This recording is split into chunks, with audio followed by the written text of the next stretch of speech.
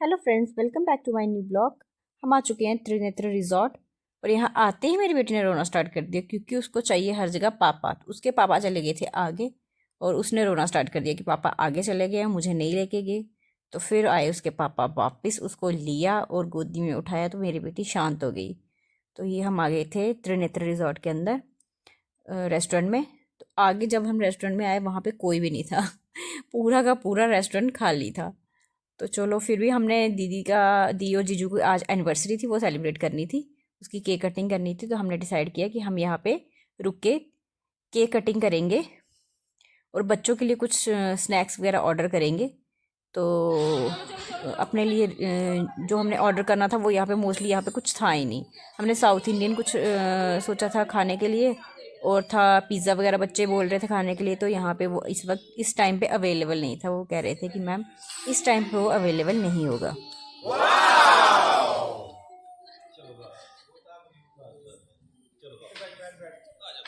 फिर दीदी ने जहाँ पे की केक कटिंग अब बच्चों के साथ, बच्चों को लेके, तो बच्चों को केक देख के ऐसा लगता है कि शायद बर्थडे है किसी का। मेरी बेटी को तो ऐसा लगता है कि केक है तो इसका मतलब कि मेरा ही बर्थडे है और मैं ही केक कटिंग करूँगी। अमेजिंग।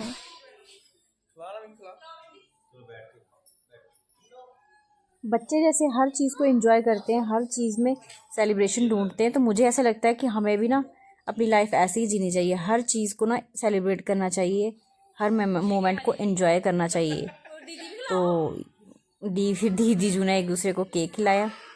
बच्चे देखो ये क्या कर रहे हैं, शरारतें यहाँ पे लगे हुए थे शरारतें करने के लिए। मेरी बेटी को तो केक ही दिख रहा था बार बार, वो तो जाके टेबल के ऊपर चढ़ गई थी कि केक मैं ही खाऊंगी और मैं ही लूँगी, मैं ही कटिंग करूँगी उसकी, और किसी को नहीं दूँगी। ये मेरी बेटी देखो। फिर मैंने उसको टेबल से हटाया, मैंने कहा भाई दी जीजू को केक कटिंग करने दे और एक दूसरे को केक खिलाने दे, परेशान मत कर, केक मैं तेरे को देती हूँ डाल के। उसको मैंने हटाया साइड पे और दीजू ने एक दूसरे को केक वगैरह खिलाया। ये थी छोटी सी सेलिब्रेशन। उसके बाद आ गए थे बच्चों के स्नैक्स जो बच्चों ने खाने थे। उन्होंने मेरे बच्चों को ना फ्रेंच फ्राइज़ और नूडल्स बहुत पसंद है। तो ये देखो मेरी बेटी और मेरा बेटा कैसे फ्रेंच फ्राइज़ को एंजॉय कर रहे थे। फ्रेंच फ्राइज़ खाने के बाद फिर हमने जो खाना था वो तो वहाँ पे कुछ था ही नहीं मेन्यू में। तो फिर हम आ गए थे पहलवान में। पहलवान में आते ही मेरी बेटी ने पहले लिया किंडर जॉय, जिद करने स्टार्ट कर दी कि मम्मा किंडर जॉय लूँगी, किंडर जॉय लूँगी। और फिर बेटे ने जिद करना स्टार्ट कर दी कि मैं किंडर जॉय लूँगा। और हम सब ने यहाँ पे बैठ के काफ़ी अच्छा क्वालिटी टाइम स्पेंड किया, एक दूसरे के साथ खूब बातें की और खूब मज़ा वगैरह किया। बच्चों ने भी खूब इंजॉय किया। तो फिर यहाँ पे आ चुका था हमारे ऑर्डर, जो हमने ऑर्डर दिया हुआ था, जो भी हमने खाना था सबका ऑर्डर जो हमने दिया था, जो जो हमने खाना था वो सब आ चुका था।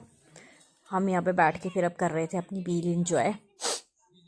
मैंने तो यहाँ पे अपने लिए भाई मंगवाया था डोसा। मेरा डोसा खाने का बहुत ज़्यादा मन था, तो मैंने बोल दिया था कि भाई मैं तो खाऊंगी डोसा। और ये था आरव, दी जीजू का बेटा, इसने भी डोसे का ऑर्डर दिया हुआ था, इसको भी भाई डोसा ही खाना था। हम दोनों का डोसा खाने का बहुत मन था। तो इसीलिए हम वहाँ से यहाँ पे आ गए थे क्योंकि वहाँ पे डोसा ही नहीं मिल रहा था। रात के समय वो बोल रहे थे कि यहाँ पे हम इस वक्त डोसा नहीं दे सकते, इस वक्त साउथ इंडियन कुछ भी नहीं है, जो नॉर्मल आपने खाना होगा वही होगा। इसलिए हम फिर यहाँ पे आगे पहलवान, और आते ही हमने पहले डोसे का ऑर्डर दिया। और दी जीजू ने और इन्होंने सिंपल रोटी मंगवाई हुई थी।